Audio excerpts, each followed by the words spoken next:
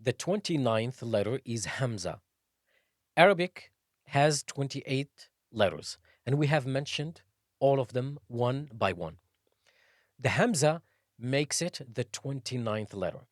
Hamza is usually goes with the Alif, and most scholars consider that the Hamza to be an Alif. Therefore, it's not a letter by itself. Hamza is pronounced from the deepest part of the throat, the deepest, the furthest. Hamza and Ha. Ha, hu, he. A, u, e.